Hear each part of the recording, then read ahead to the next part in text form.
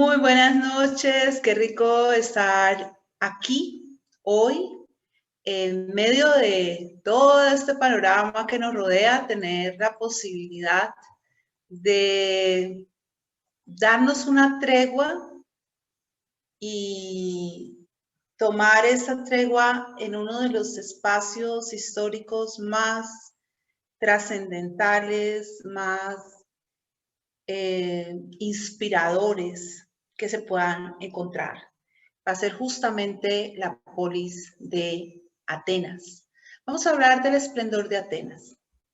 Atenas no es ni la primera de las polis griegas en surgir, ni la que tenga mayor presencia histórica en los orígenes de Grecia.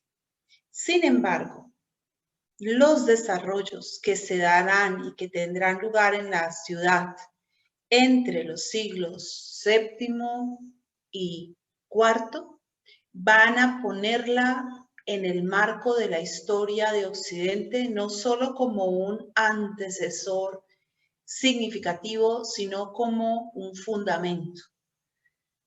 De muchas maneras decimos que Occidente nace en Grecia. Si bien los fundamentos de toda nuestra historia están puestos en lo que sería la media luna fértil, es innegable que el pensamiento griego va a ser determinante para el curso posterior de todo lo que será la historia, ya no solo de las culturas occidentales, sino también de las orientales.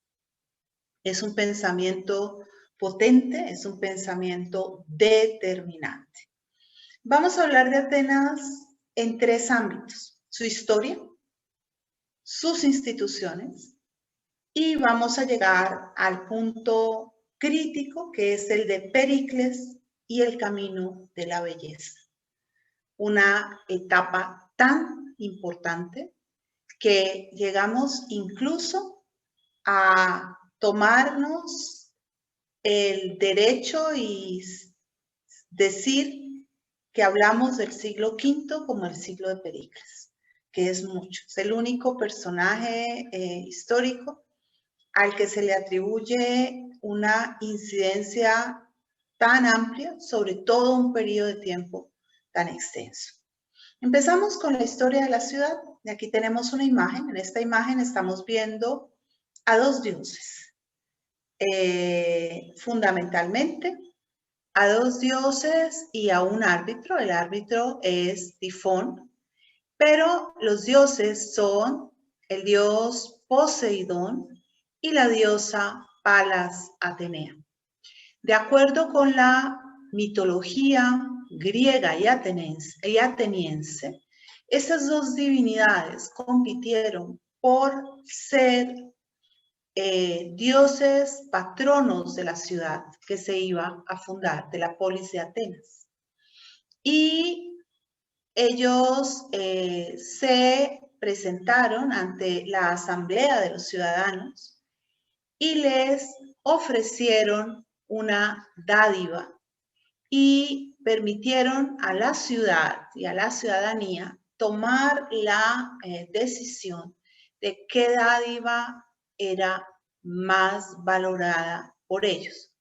Poseidón, que es una divinidad tónica, es decir, es una divinidad de la tierra, que está vinculada a los temblores de tierra y al movimiento del mar, le otorgaba a la ciudad un nacimiento de agua. Cogió su tridente, golpeó la tierra y brotó un manantial. Y esta era su ofrenda a la ciudad. Palas, por su parte, Palas Atenea, le ofreció a la ciudad el olivo. La ciudad tomó la decisión de quedarse con la ofrenda de Palas y por eso tomó el nombre de la divinidad, Atenea. Y miren que yo he dicho Palas y he dicho Atenea. Realmente la idea es que eran dos diosas distintas que se terminaron fundiendo en una sola divinidad.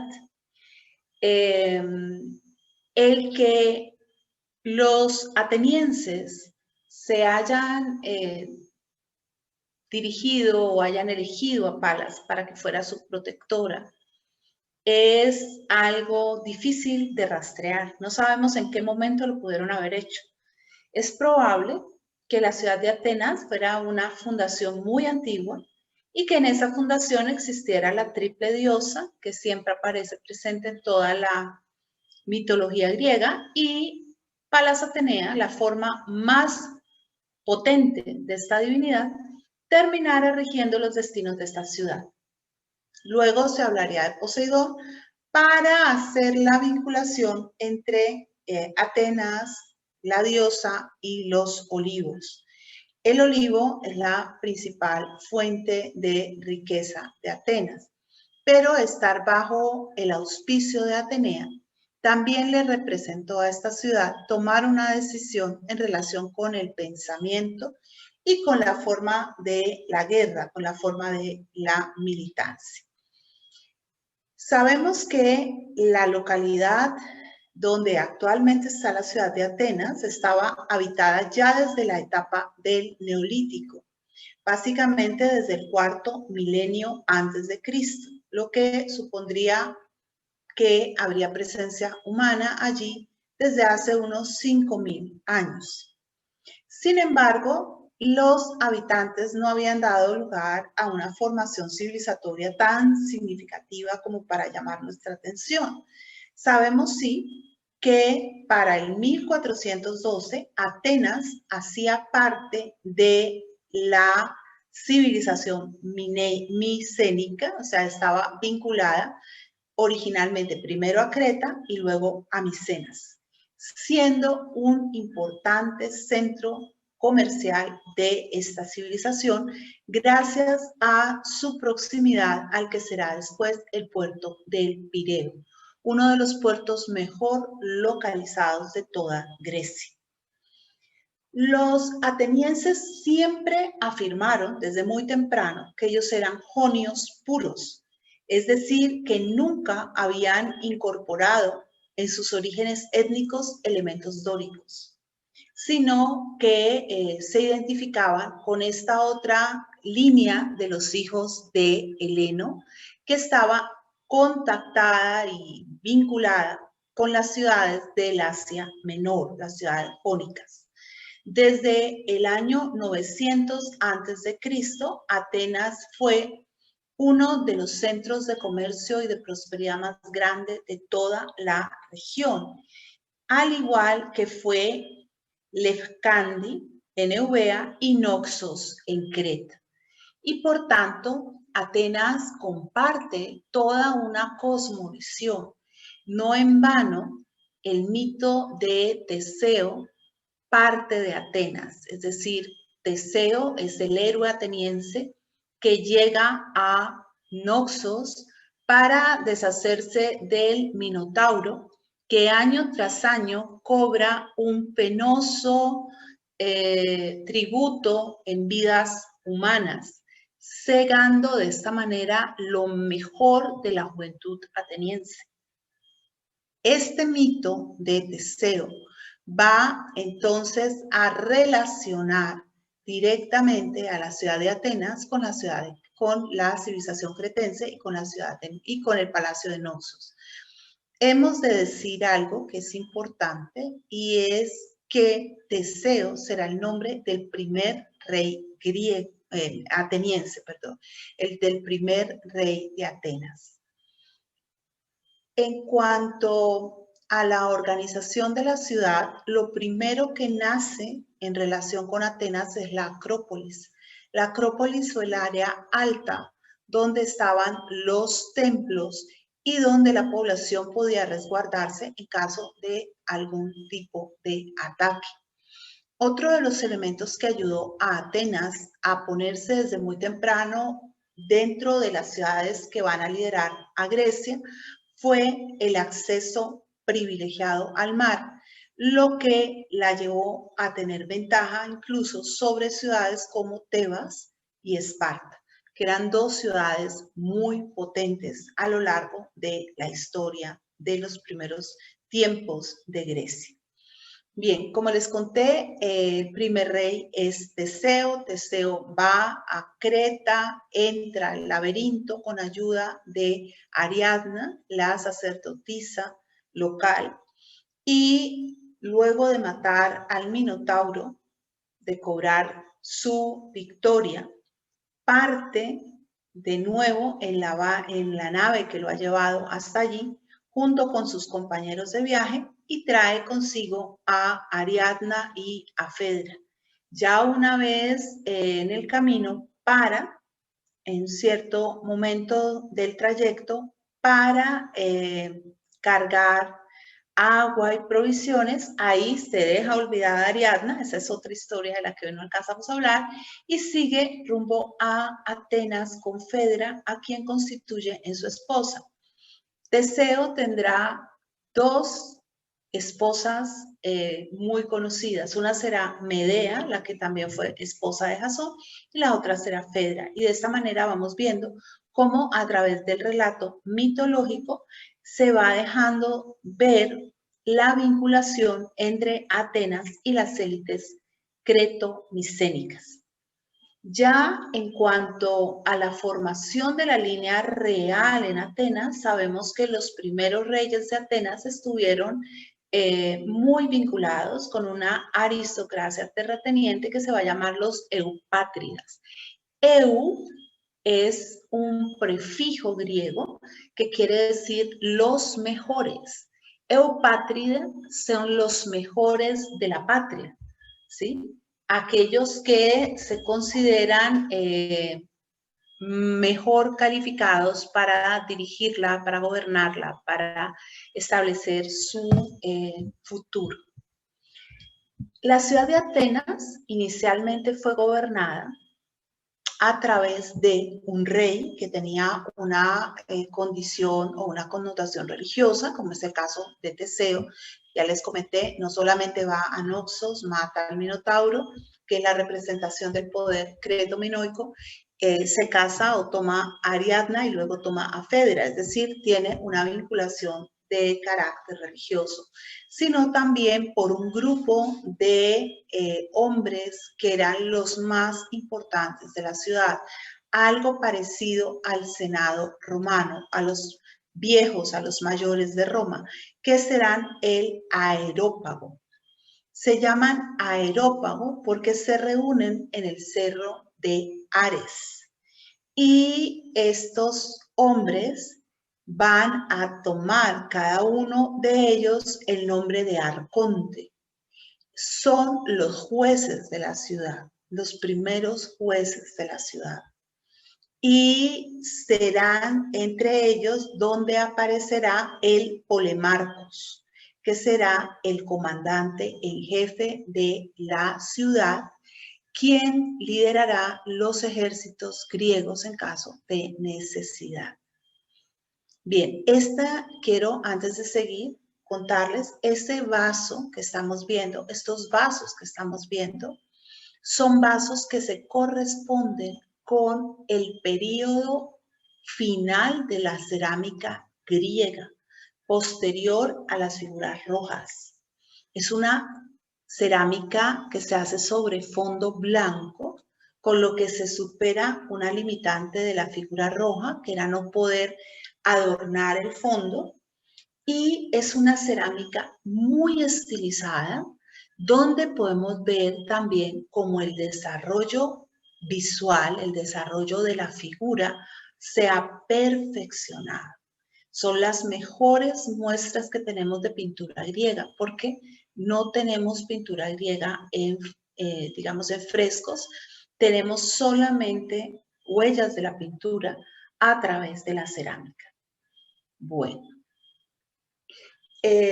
durante este momento que va a ser el que viene entre el 1400 a.C.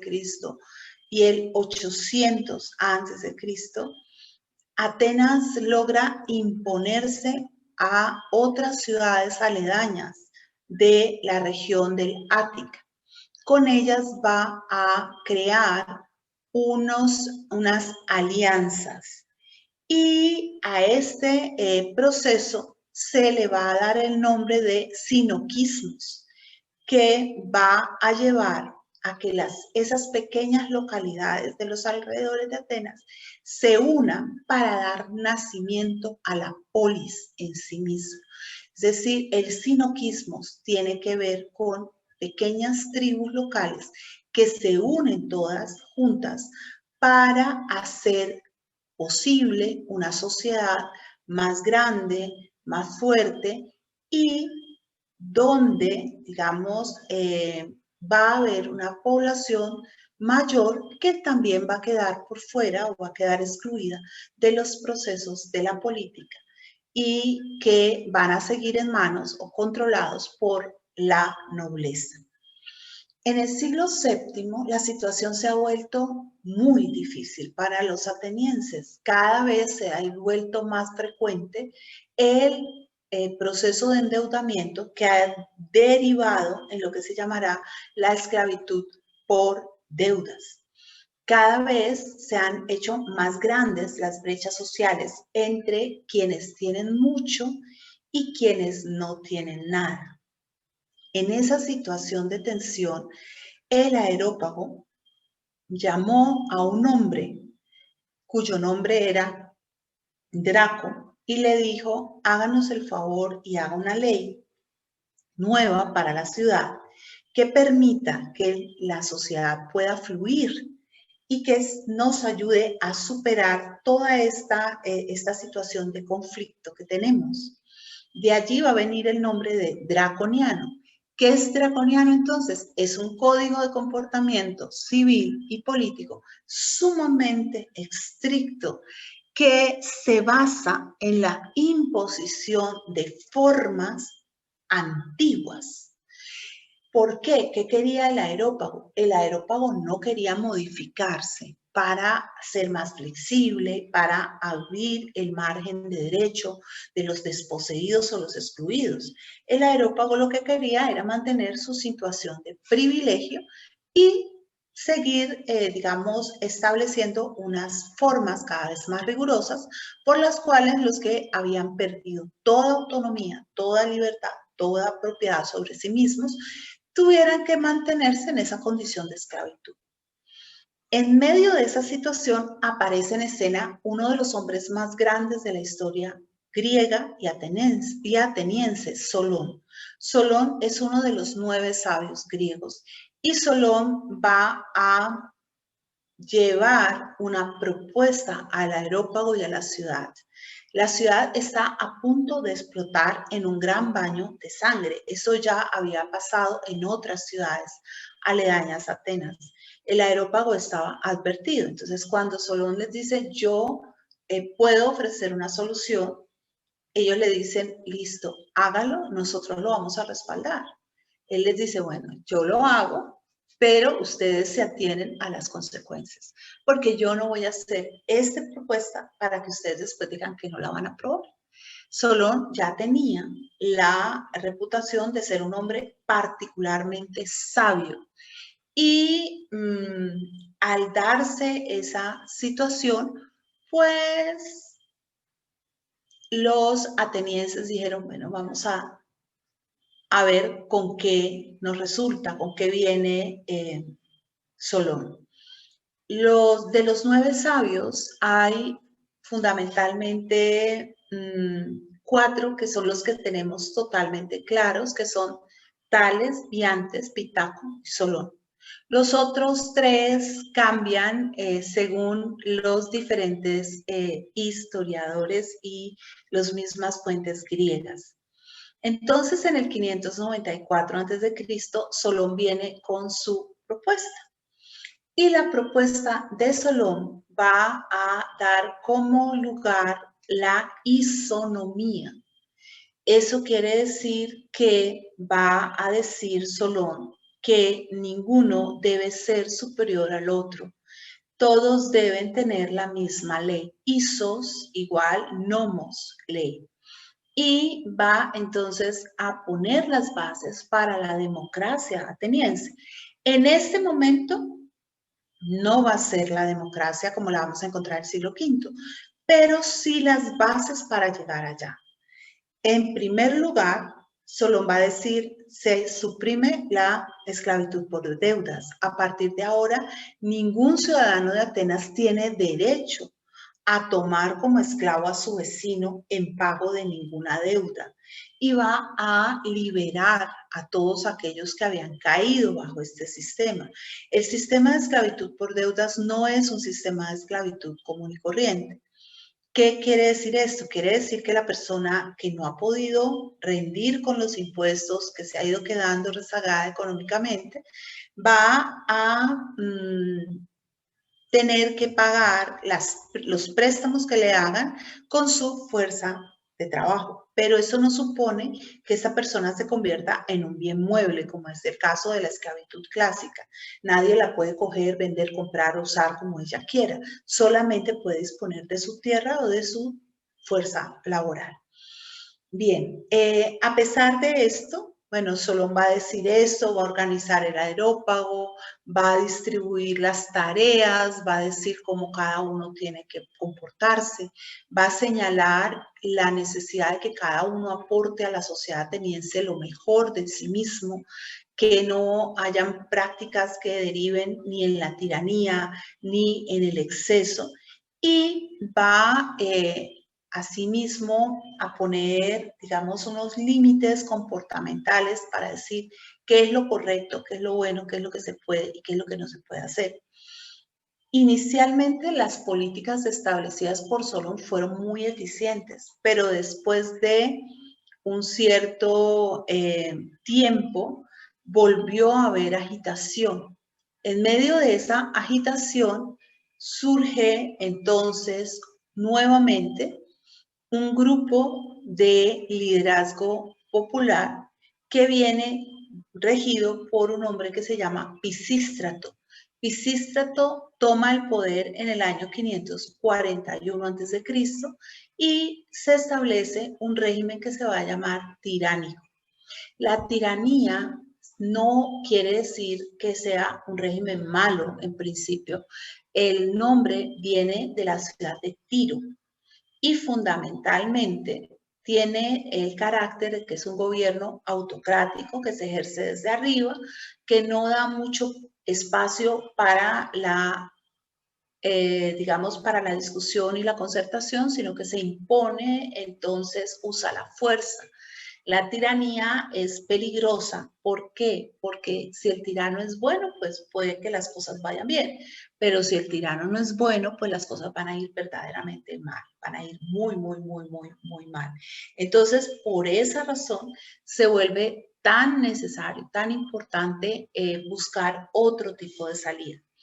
Pisístrato va a conservar la constitución de Solón, va a construir el primer túnel del acueducto de Atenas, que muy probablemente ya se alimentaba del Ímetos a lo largo del río Ilisus. Como ustedes han visto y lo hemos hablado, no solo en esta reunión, sino ya lo habíamos dicho en otras, muchas de las obras de ingeniería que nosotros normalmente le atribuimos o le adjudicamos a Roma ya están presentes aquí en Grecia, o sea, son anteriores al desarrollo de Roma. Lo que pasa es que Roma lo que va a hacer es llevar estas formas de ingeniería que tienen que ver con los acueductos, con las calzadas, con el alcantarillado, hasta sus últimas consecuencias, y las va a amplificar. Va a hacer que, por ejemplo, el acueducto pueda recorrer grandes tramos de terreno, lo que los griegos no logran todavía, porque no cuentan además con toda la mano de obra que los romanos van a tener para hacer lo que ellos consideran necesario.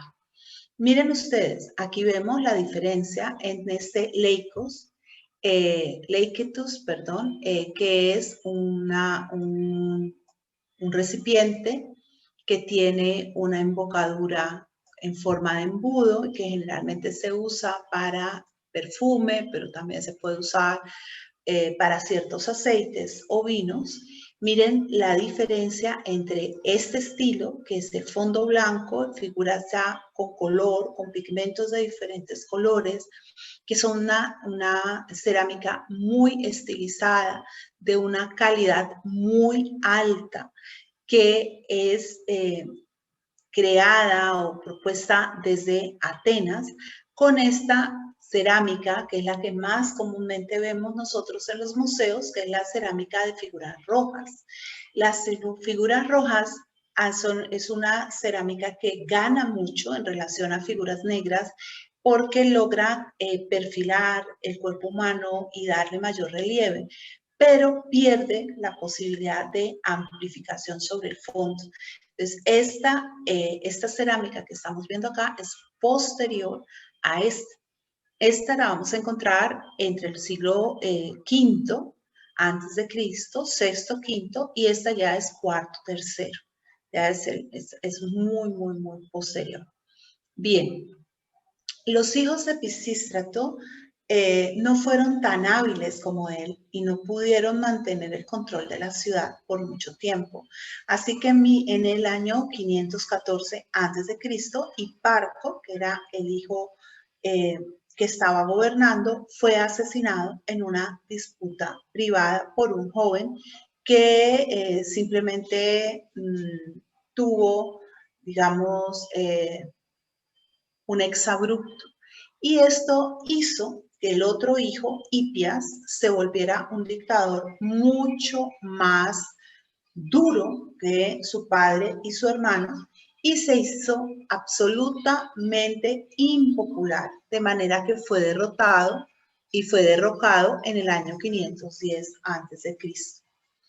En ese momento va a entrar un nuevo personaje a ser, digamos, o a tener el protagonismo mayor en Atenas. Este personaje será Clístenes. Clístenes va a reorganizar la sociedad ateniense.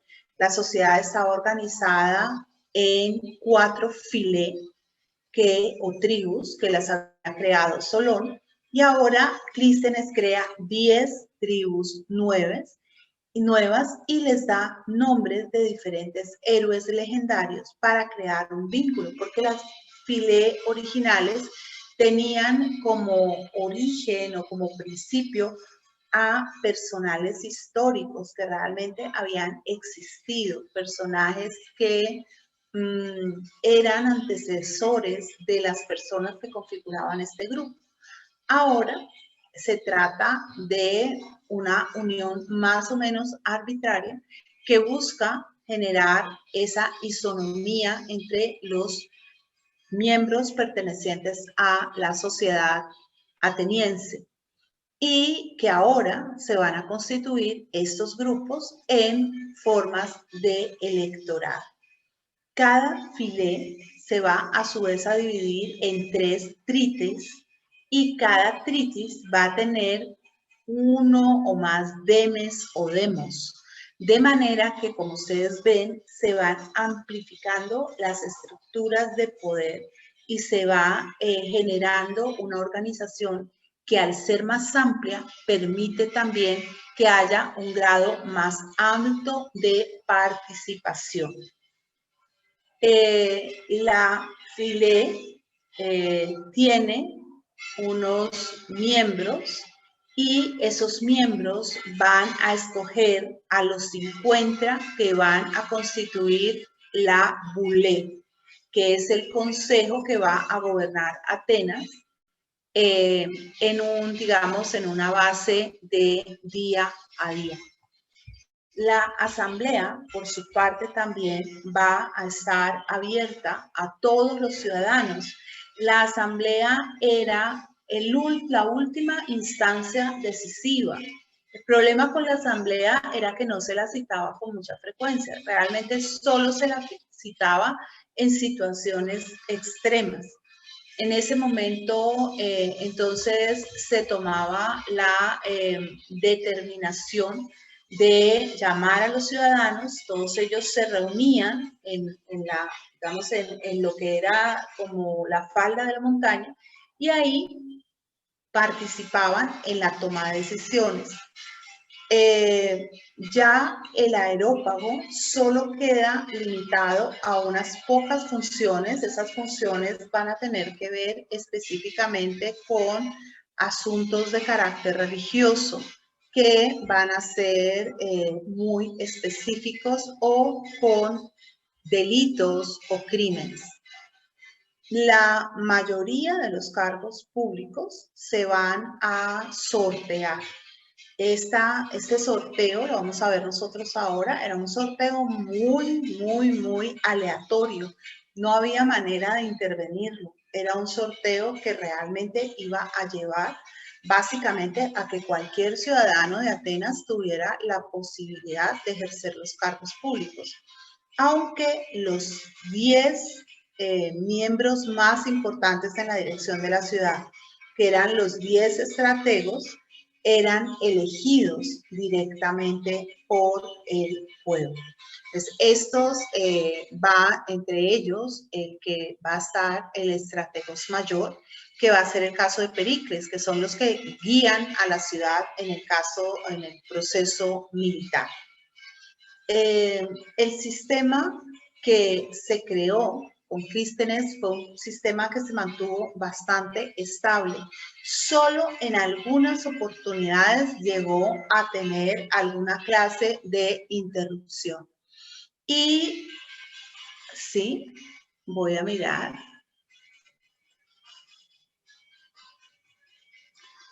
El problema que tengo es que tengo un vecino que ha decidido tocar cacerola. No tengo nada que hacer. O sea, denme un segundo, voy a ver si pongo el ventilador. Un segundito, yo ya vengo a ver.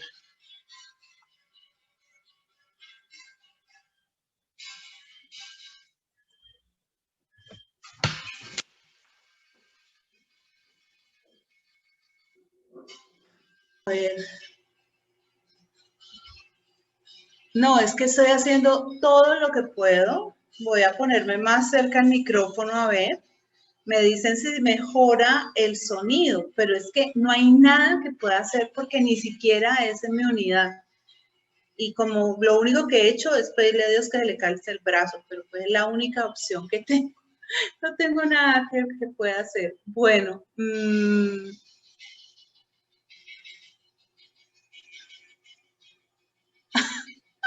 bueno, listo. Ok, bien. Entonces, no, lo difícil es concentrarse con ese ruidito ahí. Bien, entonces vamos a encontrar que el sistema se va a mantener muy equilibrado, se va a mantener muy estable durante aproximadamente 170 años, hasta que Filipo II de Macedonia va a derrotar a Atenas y a Tebas, que estaban juntas en la batalla de Queronea en el 338 antes de Cristo. Miren por favor el detalle de esta cerámica. Ya vamos a empezar a ver unas ciertas curiosidades griegas. Cuando uno dice los griegos ya no podían inventar nada más, bueno, los griegos inventan todo, inventan incluso la caricatura, ya lo vamos a ver. Bien, ¿sí?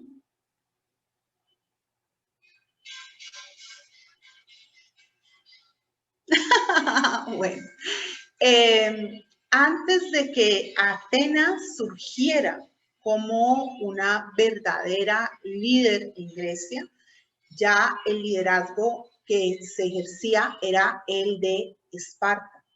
Esparta era la ciudad que tenía el hegemonismo o la hegemonía. En el 499, Atenas toma la decisión muy arriesgada de apoyar a las ciudades de la Liga Jónica que están en el Asia Menor. Ciudades como eran Mileto, Éfeso, ¿sí? Afrodisias, y las apoya en su resistencia contra el imperio persa. Resulta que Persia había cambiado de forma de poder, había subido al poder en ese momento Ciro el Grande, o Darío, no, Darío. Y este rey había extendido su dominio sobre toda la franja del Asia Menor. Estas ciudades nunca pensaron que los persas fueran una amenaza real, se resistieron, los persas les impusieron unos impuestos terribles y las ciudades decidieron rebelarse contra ellos. Esto hizo que los persas se tomaran muy en serio la antipatía contra Atenas y dieran curso a las dos invasiones que van a considerarse como las guerras médicas, que intentan anexar Grecia al imperio aqueménido. En el año 490 a.C., los atenienses, liderados por Milcíades, derrotan la primera invasión persa que venía bajo el mando de Darío I en la batalla de Maratón. Esa batalla que será épica porque ya los atenienses están al punto de no dar más cuando finalmente logran la victoria y que es la que da lugar a que justamente uno de los combatientes venga corriendo desde el campo de Maratón hasta Atenas para decir Atenas venció en Maratón y cae, en ese momento se dice que cae muerto. En el año 480 a.C., los persas regresan bajo el mando del hijo de Darío, Jerjes. Jerjes trae un ejército inmenso y pretende vencer allí donde su padre ha sido derrotado. En ese momento es cuando los espartanos justamente es el momento cuando los espartanos van a intentar frenar a los persas en Termópilas y ahí es cuando al ser derrotada esta fuerza en Termópilas, los persas entran a Atenas y destruyen la ciudad. La ciudad había alcanzado, afortunadamente, a ser evacuada. Estaba Leónidas, el rey de Esparta, al frente de este ejército. Cuando la ciudad de Atenas es capturada, es saqueada, no solo una vez, sino dos veces por los persas en un mismo año después de la batalla de Termópilas. Luego, los atenienses ya deciden tomar la revancha y liderados por uno de los hombres más importantes de su historia, que es Temístocles, va a enfrentar a los persas en la batalla de Salamina. Esta es la famosa batalla que da lugar al dicho la espada de Temístocles. O sea, por un lado tengo la espada de Temístocles, por el otro el abismo. Y allí la flota persa perece a manos de la flota griega, mucho más hábil en el proceso de navegación y mucho más decidida o determinada. La batalla de Salaminas pone, digamos, a los persas en una situación muy complicada, que termina de definirse en el 479, cuando los atenienses y los espartanos peleen juntos contra los persas en la batalla definitiva de Platea. Allí, de nuevo, Temístocles tiene el liderazgo de Atenas y como un excelente estratego logra que Atenas dé la vuelta a la página y haga exactamente lo mismo que era Roma en las guerras púnicas. Es en la Segunda Guerra Púnica, que es llevar la guerra desde su territorio al territorio del otro. Y Atenas entonces lleva la guerra al Asia Menor. Esto hace que Atenas cobre un liderazgo muy importante sobre buena parte de las ciudades del Egeo. Ciudades de matriz jónica, que se identifican más con el liderazgo de Atenas que con el liderazgo de Esparta. El liderazgo de Esparta es un liderazgo muy duro, es un liderazgo muy coercitivo. El liderazgo de Atenas es más dialogante y digamos que el esquema ateniense se viene mejor con ellos. Así se forma la llamada Liga de Delos. La Liga de Delos estará encabezada por Atenas, mientras que la Liga del Peloponeso estará encabezada por Esparta. Es durante este momento que aparece el antecesor de Pericles, un hombre que se va a llamar Efialtes. Él es el líder de la facción democrática en Atenas, un hombre que está a favor de una repartición más equilibrada de los poderes y que va a tomar bajo su, digamos, cuidado a un jovencito, también eupátrida, que tiene mucho talento para la guerra y mucho más talento para la política, y que será Pericles. Efialtes, sin embargo, gana un buen número de enemigos. No todos en Atenas estaban de acuerdo con esta forma populista de hacer política que tenía Efialtes. Muchos pensaban que el gobierno debía seguir en manos de los eupátridas y del Areópago.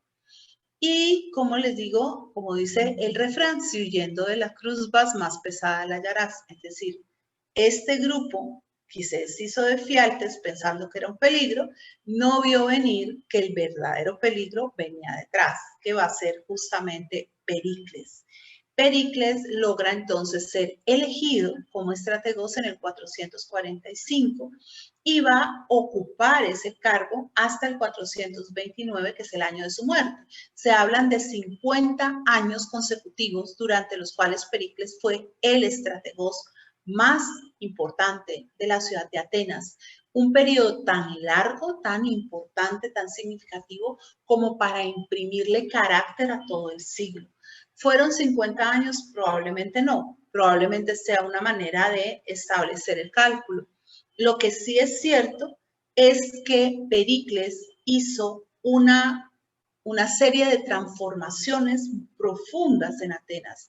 La primera de ellas fue hacer que la elección de los cargos públicos no recayera únicamente en las personas con dinero, en los eupátridas, sino que pudieran ser también asunto de los tetes. Los tetes eran los atenienses sin riqueza, pero que como Sócrates podían tener una gran sabiduría.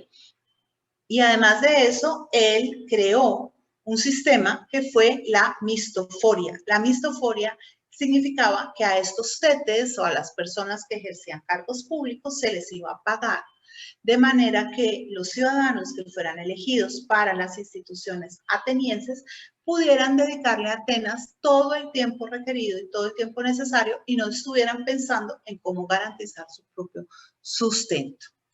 De esta manera, Pericles desatafagó los tribunales atenienses porque siempre habían jurados, siempre habían jueces, siempre habían personas dispuestas a servir a la ciudad, y también logró que la ciudad se comprometiera con el juego de lo político y los ciudadanos adquirieran una experiencia en el manejo de la vida pública. De esta manera se hacía realidad un poco el anhelo de Solón, aunque probablemente a Solón esa reforma de Pericles le hubiera parecido horrorosa porque Solón era un hombre que creía en la justicia, pero era un hombre que estaba muy apegado a las convenciones de su tiempo y era un hombre que pensaba que solamente cierto grupo social tenía la capacidad para liderar a la sociedad, al colectivo.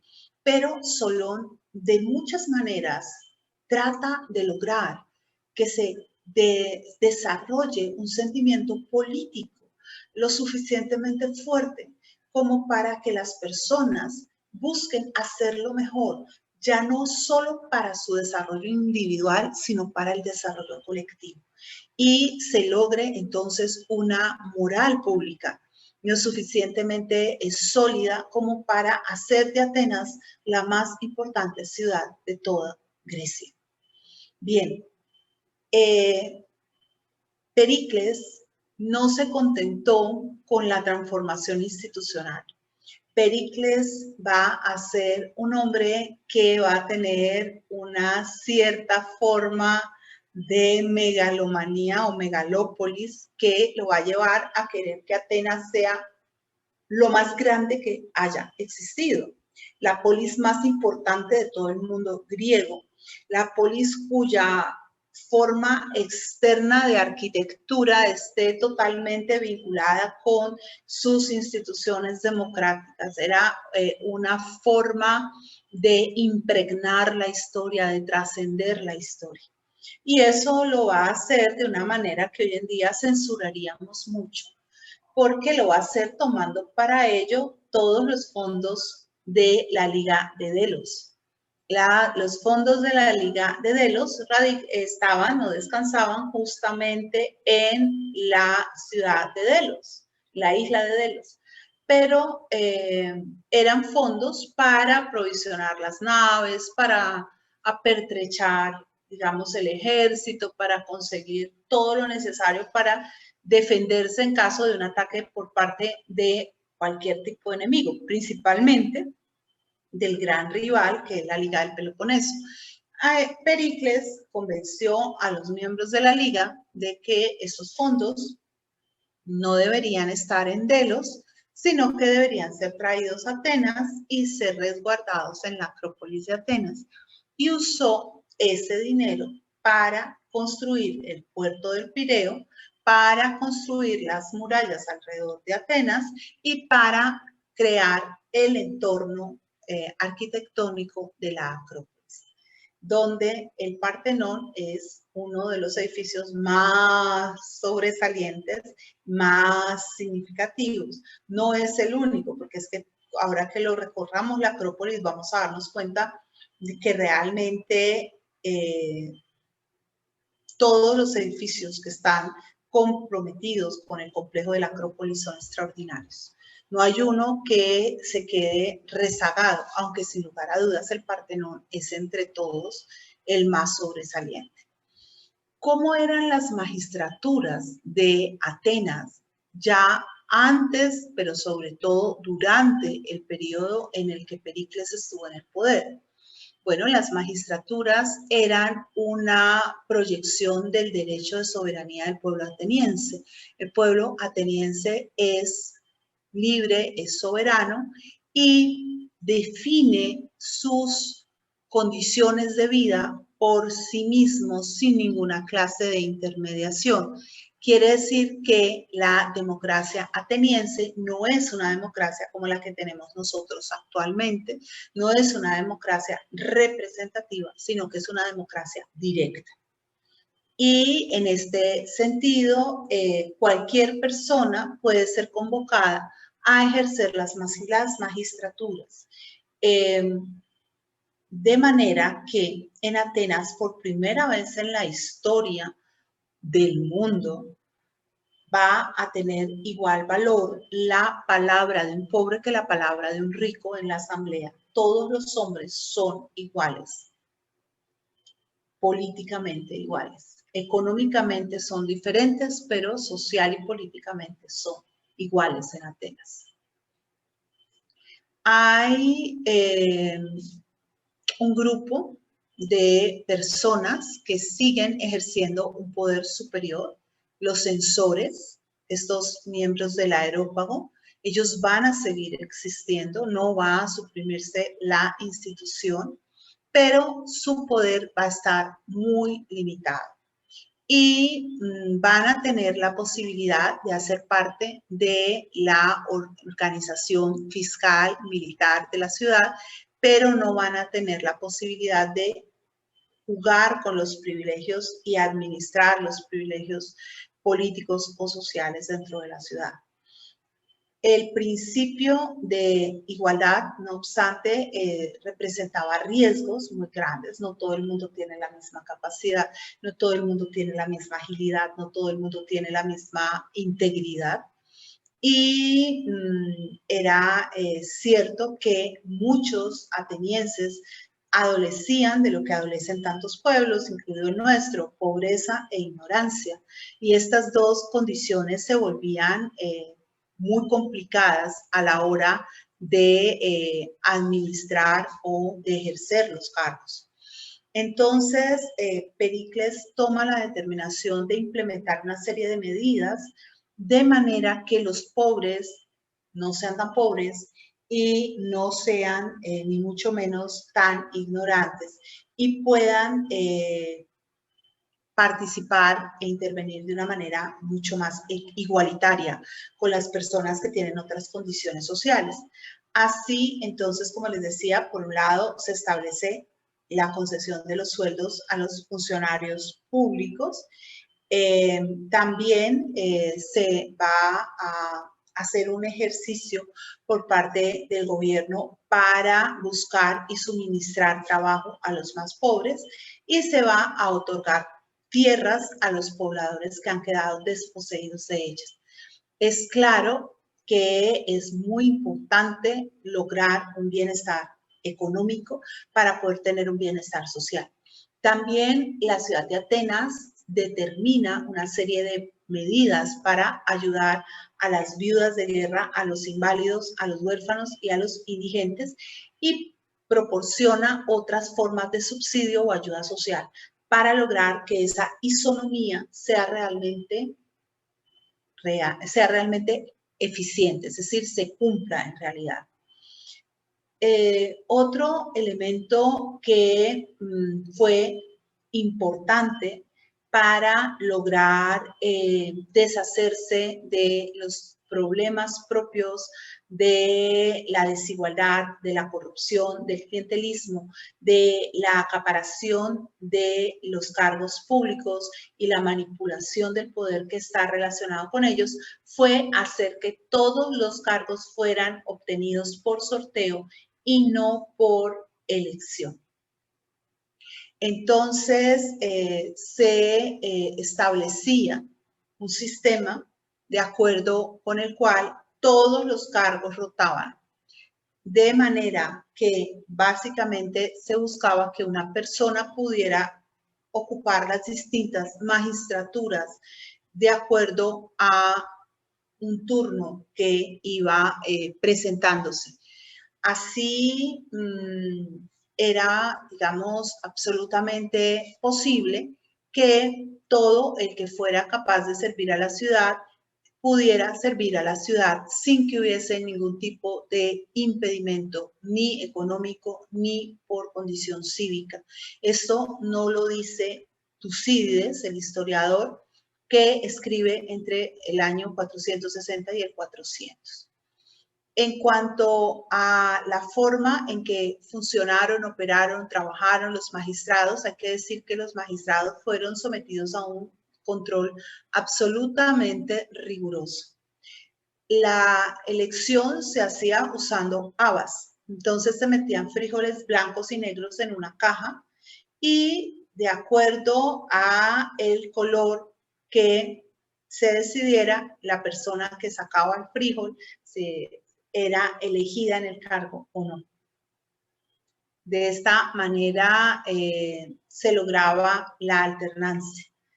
El cargo de la magistratura duraba un año.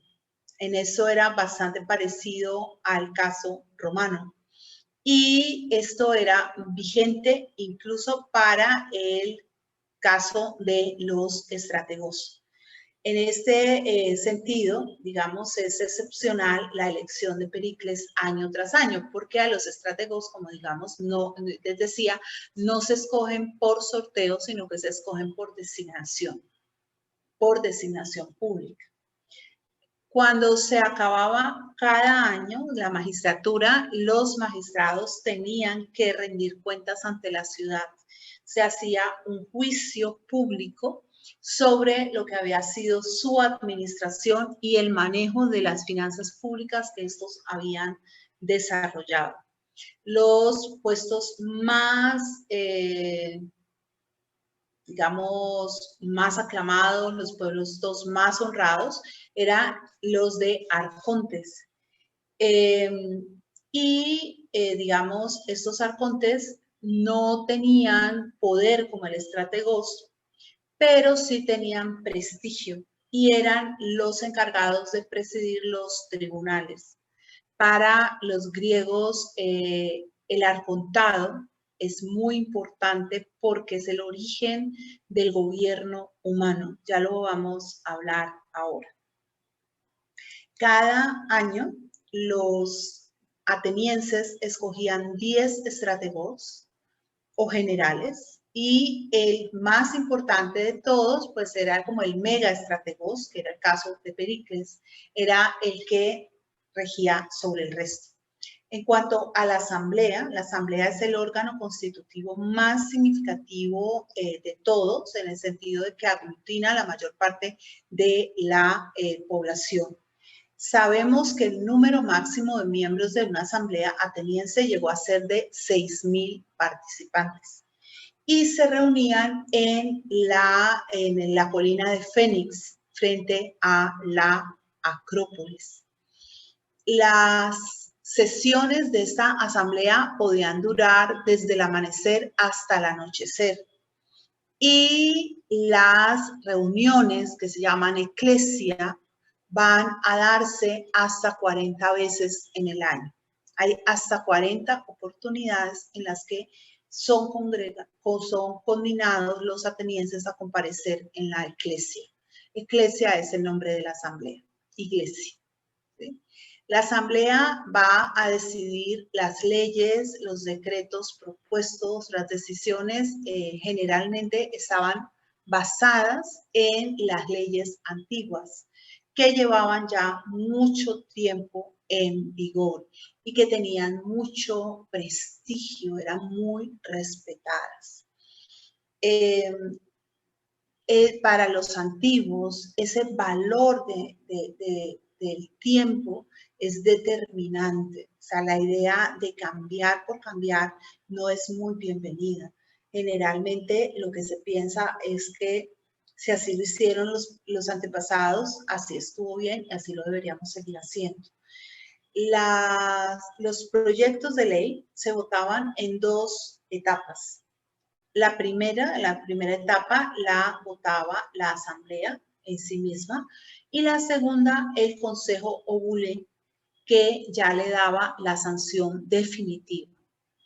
El consejo obulé constaba de 500 miembros, 50 hombres de cada una de las tribus y esto era una extensión de la asamblea. El consejo obulé se reunía con mayor frecuencia, con mayor periodicidad.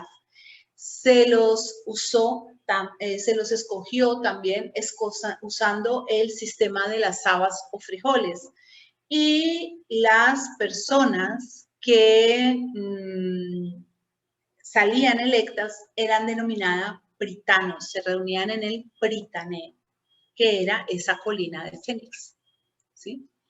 Ahora, estos miembros del consejo eran los encargados de examinar los proyectos de ley, supervisar a los magistrados públicos y darse cuenta de que todos los detalles de la administración fueran exactamente por buen camino, que nadie se fuera, como diríamos nosotros, a torcer. Y ellos siempre, digamos, estuvieron pendientes no solo de lo que pasaba al interior de Atenas, sino también lo que pasaba en la periferia, en los alrededores de Atenas. Estaban muy pendientes de la forma como se desarrollaban las cosas en las ciudades aledañas. Estos britaneos se ubicaban en las gradas que estaban excavadas en la roca en esta colina de Fénix. Y allí podían llegaban a sus escaños a través de escaleras también que estaban constituidas por 3 peldaños. En la primera de los estrados, o sea, en el primer nivel estaban los secretarios y los escribas, que debían tomar nota de todo lo que se dijera en el consejo. Y el orador se situaba en el segundo escaño de la escalera. Atenas fue una ciudad, como les he dicho antes, rica, una ciudad poderosa, una ciudad llena de recursos económicos. Y esto se hizo posible sobre todo gracias a el botín de la Liga de Delos. Ese botín de la Liga de Delos tuvo todo que ver con la derrota posterior de la Liga de Delos frente a la Liga del Peloponeso. Ya sé, siempre se dijo que si en este momento no se hubiera Pericles gastado el dinero de la liga en embellecer Atenas, la liga había sido más eficiente para defender a Atenas. Esa fue una situación que quedó en medio. Ahora, también fue debido a esta decisión que la liga se resquebrajó porque muchas ciudades resintieron justamente el uso que estaba haciendo Atenas de este poder. Y ese uso de ese poder por parte de Atenas nos muestra que la relación al interior de la liga no era nada igualitaria, era una relación desigual. Por otro lado, Atenas no solo se lucró del tesoro de la Liga de Delos, sino que además tuvo sus propios recursos, que los obtuvo gracias a los aranceles aduaneros, las multas y también a los impuestos que se aplicaban a los ciudadanos más ricos en los tiempos de guerra. A estos ciudadanos, que eran también más potentes económicamente, se les aplicaban impuestos permanentes que se daban por el bien de la ciudad y que recibían el nombre de liturgia. Los impuestos igualmente se usaron no solo para embellecer la ciudad, sino también para proveerla de una armada. En este caso, mantener los trirremes, que eran los barcos que usaban los atenienses para el combate y para el comercio, y así poder lograr que Atenas mantuviera, digamos, su primacía en el mar. Igualmente, se usaba este dinero para tener recursos para las fiestas religiosas, sobre todo para las panateneas, que eran unas fiestas muy importantes y que pues tenían mucho realce al interior de la comunidad griega, como también lo tendrán las grandes dionisíacas. Las grandes dionisíacas serán las que den concurso a la formación del teatro, a lo que será el ditirambo, y las dionisíacas lenas, que son las dionisíacas donde se desarrolla la representación de la comedia. Se cree que los atenienses ricos se sentían sumamente honrados de financiar los trirremes y de financiar los festivales y las fiestas. También en muchas oportunidades financiar competencias de carácter similar a el de los Juegos, como los Juegos Olímpicos. Perdónenme un segundo, pero es que esta imagen se salió de control y no sé a qué hora lo hizo. Ya, bien. Otro elemento, como les decía, que era muy importante, fue la proximidad de Atenas al puerto del Pireo. El Pireo es el corazón de Atenas, no, el corazón no, los pulmones de Atenas son el Pireo. El corazón es la Acrópolis, pero el Pireo es lo que le bombea oxígeno. Y muchos barcos que hacían comercio con la Grecia interior desembarcaban sus mercancías en el Pireo o las embarcaban en el Pireo. Entonces, Atenas cobraba un impuesto significativo por este movimiento de mercancías. El Pireo llegó incluso a fijar un impuesto del 1% sobre las mercancías y hacer que este impuesto fuera más sensible cuando se trataba de mercaderías externas a la ciudad. La élite ateniense vivía también de una manera muy austera, como la espartana, pero más lujosa que la espartana, es que fácilmente cualquiera superaba a Esparta en lujo. Sin embargo, Atenas no era digamos, una corte despilfarradora o donde la vida se diera en unas condiciones de gran ostentación, era más bien frugal. Miren lo que les decía, los griegos son de tal grado de genialidad que incluso nos dejan la caricatura ya puesta en los vasos de figuras rojas. Esto, cuando yo lo veía la primera vez que lo vi, yo no lo podía creer. O sea, ¿cómo así? Esto no puede ser antiguo, pero sí, sí son vasos del periodo. Y ustedes ven, por ejemplo, aquí Edipo y la efigie, es decir, uno dice, esto ya se sale del molde, es decir, ya no es simplemente la decoración, sino que incorporan el sentido del humor. Hay que tener en cuenta que todo el arte griego tiene una finalidad, un trasfondo, y ese trasfondo es el pensamiento, es la reflexión sobre la propia cultura, sobre la religión, sobre los mitos, y es el desarrollo también del pensamiento filosófico. Bien, hay recuento de que existieron muy pocas grandes fortunas en Atenas. Realmente la propiedad de la tierra no estaba concentrada. Ya vimos que ellos hicieron una reforma agraria, por decirlo así, y entre el 71 y el 73% de la población ciudadana poseía el 60-65% de la tierra, mientras que, digamos, la población no ciudadana ocuparía como el 0,708%. Esto señala que la sociedad buscó en todo lo posible la igualdad. O sea, intentó, ante todo, poder generar el espacio para ese bios político, esa vida política de la que habla Aristóteles, sin la cual no es posible un desarrollo como el que Atenas tiene. Miren a Esopo y la zorra. Bien, la economía, les decía, se basa fundamentalmente en el comercio. Hay algo necesario para la autosubsistencia que tiene que ver con la agricultura. Atenas produce principalmente oliva, ¿sí? Hace aceite y aceituna. También tiene algo de naranjas, pero realmente agrícolamente no es muy significativa. Tampoco a nivel de grandes rebaños, ¿no? Es difícil el cultivo de la tierra. Se cree que la mayor parte de la comunidad ateniense, al igual que había hecho en el pasado la comunidad cretense, vivía específicamente del proceso de producción, de fabricación, ¿de qué? De cerámica, arte, cerámica, escultura, orfebrería.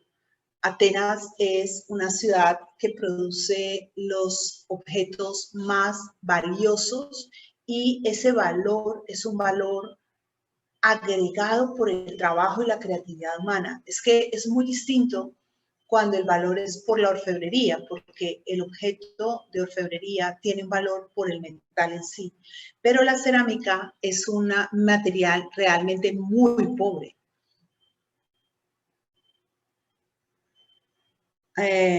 Ok.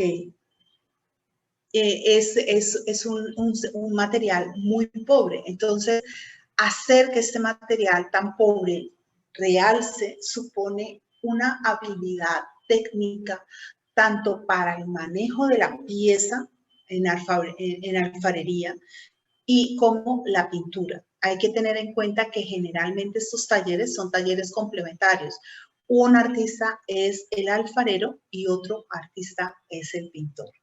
Trabajan de común acuerdo y ya para esta época muchos de estos alfareros firman sus obras y dejan un registro claro de que fue creación de ellos. Como vemos, los estilos van cambiando, el manejo de la figura humana va volviéndose cada vez más flexible, va tomándose unas licencias creativas que son muy interesantes, que transforman las proporciones.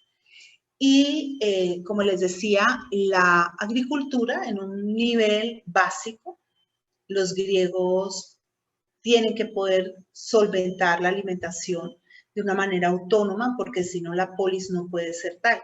Para que una polis sea ella tal en sí misma, o sea, una ciudad, tiene que ser autónoma, autárquica y autosuficiente. Tiene que darse sus propias normas, tiene que tener la autarquía del gobierno y la autosuficiencia. Se cree que, digámoslo así, la capacidad de carga del suelo de Ática estaba en el 84, entre el 84 y el 150.000%, y que la población era de 300.000 a 350.000 personas en el 431, lo que supone que Atenas era bastante autosuficiente, pero no desconoce que tuviera vínculos comerciales para proveerse de otros alimentos que ella misma no producía. La educación en Atenas fue muy interesante. En primer lugar, se dio en tres formas específicas. La primera fue la formal. En esta está el pedagogo o el preceptor. Generalmente el pedagogo o el preceptor es un esclavo y es una persona que se encarga de enseñar específicamente a los niños. A las niñas no se les enseña mucho en Atenas. Los griegos no educaron mucho a las mujeres, solo un grupo pequeño o reducido de mujeres, considerado como el de las etairas o de las mujeres que son cortesanas, tenían la oportunidad de participar de la educación en Atenas.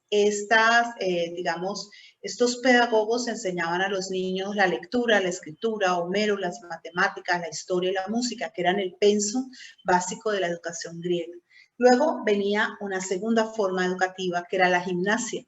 La gimnasia se hacía en el lugar de ese mismo nombre, donde los niños aprendían el combate, se adiestraban en diferentes deportes o prácticas gimnásticas, lanzamiento de la jabalina, del disco, lucha, que los preparaban para la guerra y para la agonía, que es el valor del sacrificio físico. Y la tercera forma, era la forma más complicada para nosotros, era la educación filosófica y política, que se daba como una relación amorosa entre un Erastes y un Erómenos, es decir, entre un hombre mayor y unos jovencitos que aprendían al lado de él cómo ser ciudadanos atenienses.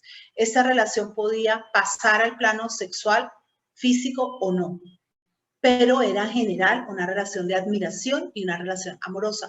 Se esperaba que el Erómeno se enamorara del Erastes, pero no al contrario. Es decir, que el niño o el joven se enamorara del hombre mayor, pero no al contrario. Porque lo imperfecto debe buscar lo perfecto y no al revés. Para este mismo tiempo también van a haber unos filósofos que serán los sofistas, que serán los llamados maestros de virtud. Ahí tenemos estos hombres que enseñan cómo ser virtuosos a los jovencitos de las clases privilegiadas atenienses y cobran bastante. Y a un filósofo errático, loco, que cambia totalmente la historia de la filosofía, que será Sócrates, que se ha dicho en algunos círculos es el más grande de todos los sofistas, pero que no cobra, sino que hace profesión de pobre y en vez de hacer profesión de sabio, hace profesión de ignorante con su famosa ironía de solo sé que nada sé. Y que además lleva a las personas no a aprender un cierto discurso o un manejo del discurso para engañar, sino a buscar la verdad en su propio interior a través de otra práctica que es la mayéutica o el conócete a ti mismo. Sócrates tendrá entre su círculo a un jovencito que nos dejará el registro más valioso de todo el pensamiento socrático, su propio pensamiento, que es Platón, uno de los hombres más importantes de toda la historia del pensamiento, y también al cómico Aristófanes. Entonces tenemos que en Atenas se vive el amor de tres maneras: el amor político, el amor por la polis, el amor por Atenas, el amor por sus instituciones, el amor erótico, que se puede encontrar con la esposa, ocasionalmente con una etaira, una mujer preparada para eso, una mujer que además disfruta del conocimiento y es filósofa y sabe matemáticas y sabe música y demás, o con un jovencito. Y el amor filosófico, ese amor filosófico que solo se puede aprender en el ágora, que es el espacio donde las personas discuten y donde pueden fácilmente pensar. La idea de la filosofía griega es que cada uno piense por sí mismo. La ciudad me parece entonces como el espacio del amor y el espacio del conocimiento. Me voy a saltar esto porque ya estamos muy corticos de tiempo. Y voy a ir a la parte que tiene que ver ni siquiera con la fiesta religiosa, que la fiesta religiosa, bueno, hablemos de la fiesta religiosa para llegar muy rápidamente a la Acrópolis, no vamos a alcanzar. La fiesta religiosa en Atenas es la fiesta en honor de la diosa Palas, es la Panateneia, y es la diosa Atenea Poliada. Es una procesión ritual que se hacía cada 4 años en mayo. Se hacía en mayo, una vez al año, y una vez cada 4 años en julio, por cómputos calendáricos. La Atenea Poliadis o Poliada es la Atenea de la ciudad, es la Atenea Atenas, ¿sí? Realmente es más que la diosa, es la ciudad a la que se reverencia. Y es una fiesta en la que se conmemora el ser ateniense, se refuerza la moralidad y se apuntala todo lo que tiene que ver con el orden social. En esta fiesta, las mujeres alcanzan un lugar particularmente trascendente porque hay una sacerdotisa de Atenea que era la que oficiaba en los cultos de la diosa. Y esta sacerdotisa tiene, a diferencia de todas las otras mujeres griegas y atenienses, la posibilidad de participar de la política y de intervenir de alguna manera en la política. Heródoto nos cuenta que antes de la batalla de Salamina, la sacerdotisa de Atenea fue quien le dijo a los atenienses que debían evacuar la ciudad.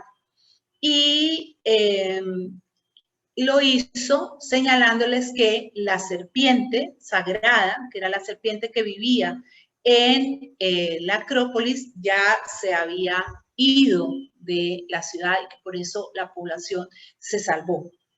En esta fiesta se hacían desfiles de caballos, se hacían celebraciones gimnásticas y se daban ánforas de vino a los actores. También para esta fiesta las mujeres atenienses tejían el gran peplo con el que iban a cubrir a la estatua de Palas Ateneas. El otro festival importante, como les había comentado ahora, era las grandes dionisíacas, donde se celebraba el ditirambo y la comedia, y la gran Panatenea, que era la que se hacía cada 4 años y que era, pues ya digamos, superior. En las grandes dionisíacas se representaban las comedias y las tragedias griegas. Voy, y menos mal que llegué aquí, me va a tomar 10 minutos más, me van a perdonar, pero es que sería imperdonable no hacerlo. Pericles estuvo en el poder entre el 461 y el 429. Y estos son los años de la Pentecontesia, que es el tiempo, los 50 años de Pericles. En este tiempo, Pericles apuntaló no solamente la transformación social y política de Atenas, sino el desarrollo del espíritu ateniense a través de, entre otras cosas, de la filosofía. Al círculo de Pericles pertenecen su amante y mujer Aspasia, la más importante de todas las hetairas griegas, y el pequeño Sócrates, el llamado Tábano de Atenas. Para el círculo socrático y donde está Platón, la belleza es, como para todos los griegos, el elemento capital por el cual se eleva el alma hacia el bien. Llegar al bien o a la virtud supone enfrentarse a la belleza, asumir la belleza. Y en este sentido, Pericles va a trabajar en la reconstrucción de la Acrópolis de Atenas. Para ello se va a trabajar fundamentalmente en 4 grandes edificaciones. La Nike Áptera, que es el templo de Atenea Nike, un templo pequeñísimo que no tiene columnas a los lados y que es quizás una de las joyas más grandes de toda la arquitectura griega. La Nike Áptera es la victoria que siempre está asociada a Palas Atenea. Los Propileos, que es el edificio por el que se entra a la Acrópolis, un edificio que tiene alas a los lados donde hay obras de arte y es el sitio que tiene la intención de filtrar quién puede ingresar a la Acrópolis y también de dar la primera cara de la Acrópolis y ayudar a ascender un terreno que de por sí es empinado. El Partenón, que se constituirá en el templo griego más bello de todos los tiempos, tan bello que aún hoy, cuando está casi que semidestruido, sigue impresionándonos y sigue llamando poderosamente nuestra atención, en el que trabajarán, entre otros, Fidias, dedicándose a buena parte del complejo escultórico y específicamente a la gran estatua de Atenea, que será una estatua criso-elefantina. La armazón era de madera y estaba cubierta de criso, oro y marfil. Criso-elefantina, era hueca por dentro. Vivían las ratas, los ratones, lo que quisieran allá adentro. Pero la estatua estaba toda recubierta de oro y marfil. No llegó hasta nuestros días, como no llegó hasta nuestros días el Zeus de Olimpia, por la misma razón, porque los desarmaron. Esa era un poco, digamos, hacer la estatua de esa manera era el recurso que tenía también Pericles de poner a salvo el tesoro, porque en el momento en que se necesitara salvar la ciudad se desbarataba la estatua y esos materiales eran tan costosos que se podían redimir fácilmente y nadie iba a atacar. O sea, nadie que no tuviera el permiso de la diosa iba a osar tocarlos porque estaban incorporados al complejo del templo. Y el edificio del Erectión, que a mi modo de ver a mí es quizás el que más me gusta, es una cosa loca, porque juega con la proporcionalidad, con el terreno de una forma especial. Para hacer este complejo se encargó al arquitecto Íctinos y al escultor Fidias. Fidias se constituirá a partir de estas obras de la Acrópolis en el más grande paradigma de la escultura griega, a pesar de que no nos han llegado básicamente obras de Fidias, muy pocas las que nos han llegado, pero Fidias y todos los que trabajaron en la construcción de esta Acrópolis, especialmente Íctinos, van a crear un sistema estético, una nueva forma de estética, la van a llevar a su máximo desarrollo y van a hacer un conjunto que al mismo tiempo tiene una gran variedad y también una inmensa regularidad.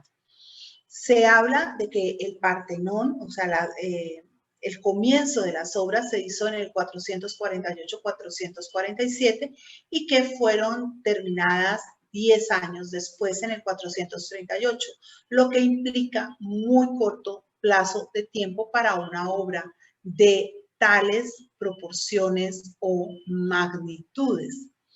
Estas obras van a denotar un sentido nuevo del espacio.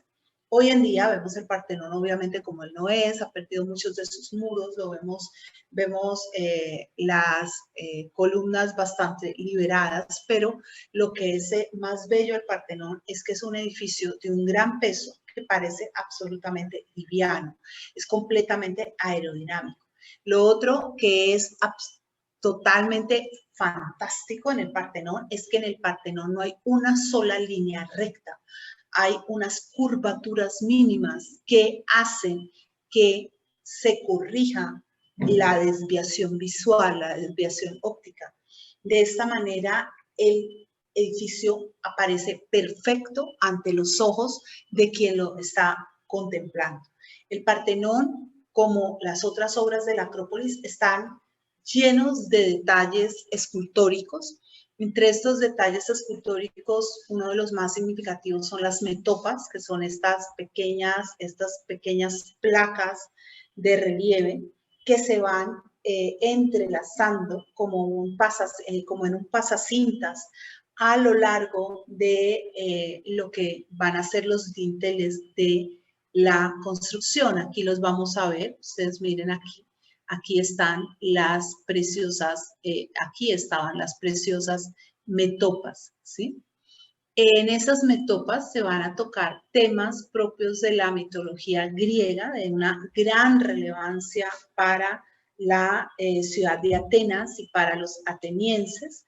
Entre ellas, como vemos, los trabajos, la batalla entre centauros y lapitas. Y voy a ir cerrando con esta porque no alcanzamos a hacer todo este otro recorrido, se lo pueda quedar debiendo.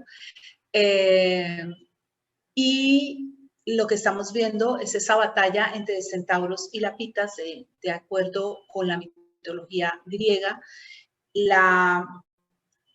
Digamos, hace la referencia a cómo se enfrenta la naturaleza en su estado más salvaje, que es el de los centauros, y con la razón de los lapitas.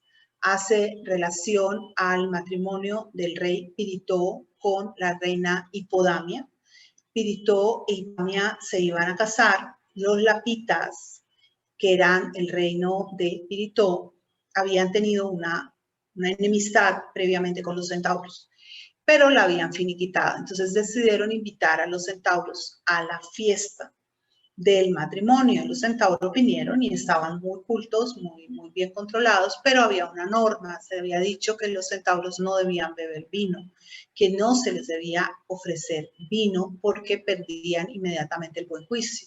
Pues alguien se descuidó y les dio vino, entonces los centauros decidieron robarse a la novia, a Hipodamia, y empezaron a tener un comportamiento completamente impropio, inadecuado de un huésped para quien lo ha convidado, y esto llevó al enfrentamiento con los lapitas. Entonces, en las metopas del Partenón se trabaja principalmente este tema. Es uno de los temas más significativos. Desafortunadamente, el Partenón fue víctima y ha sido víctima de todo tipo de destrozos, de ataques, de daños que lo han llevado a la condición actual.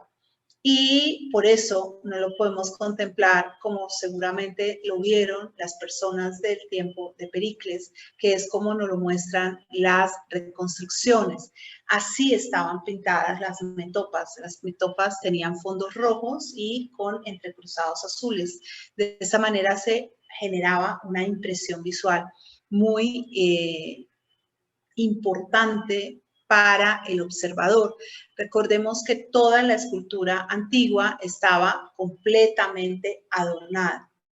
Las metopas están entonces organizadas en la centauromaquia, que eran 32, el saqueo de Troya, 32, la gigantomaquia, que es otra guerra, y la amazonomaquia.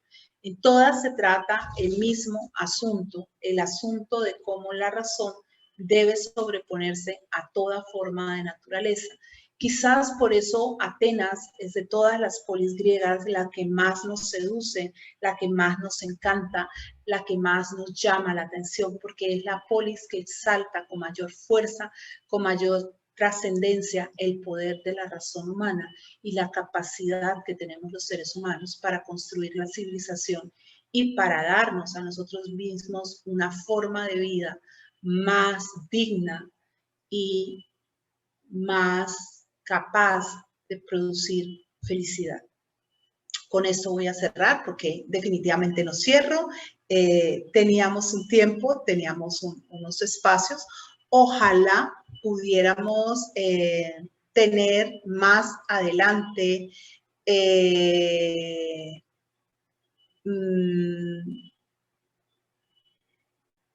pudiéramos tener más adelante más encuentros. Yo, a mí que me pide referencia bibliográfica, voy a darle en este momento una sola. Con esta tienen para entretenerse.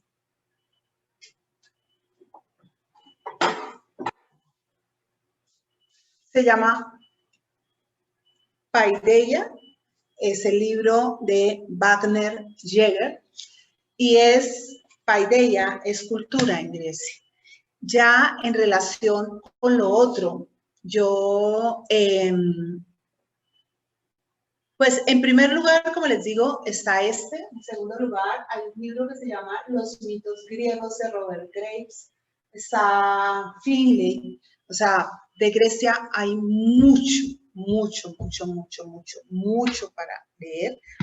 Yo no les podría decir exactamente qué he usado para este curso en especial, porque este es un tema que he trabajado muchísimo, entonces yo ya no me refiero a un único texto, pero todo lo que sea Finlay, todo esto que es Jäger, son textos absolutamente importantes y, como les decía, el de Robert Graves sobre los mitos griegos es lo mejor que hay sobre mitología griega, ¿sí?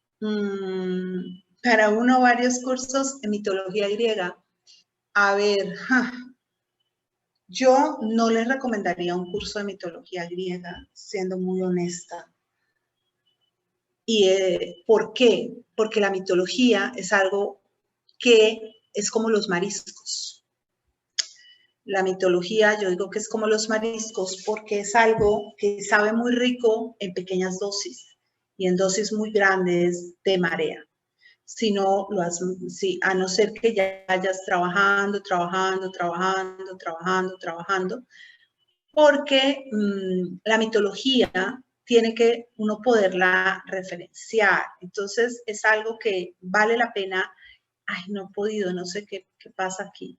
No he podido salirme de aquí. Es algo que vale la pena que ustedes, en la medida de lo posible, lo vayan trabajando paulatinamente, ¿sí? Entonces, como les digo, este señor, Wagner Jäger, o todo lo que sea Finlay, porque Finlay es fantástico. Este señor Moses Finlay es, ay no, saqué otra cosa. Sí, todo esto que es Finlay, él es la mayor autoridad quizás que hay en Grecia. Este señor tiene una serie de textos que son muy interesantes. Y yo aquí tengo como 1000. Él es inglés y vale la pena que si tienen el interés en leerlo, que lo busquen. Yo, por ahora, lo que voy a hacer es que le mando a Sandrita las fotos de los libros, porque me da mucha pena, pero hacer ahora bibliografías no tengo, no me alcanza el tiempo para hacerlo. Pero si ustedes buscan a estos señores, con seguridad van a encontrar cosas muy buenas. Y hay mucho en internet y hay mucho en PDF. Estos son libros que ya están en PDF. No sé si hay alguna otra pregunta, ¿sí? Yo se las mando porque ahorita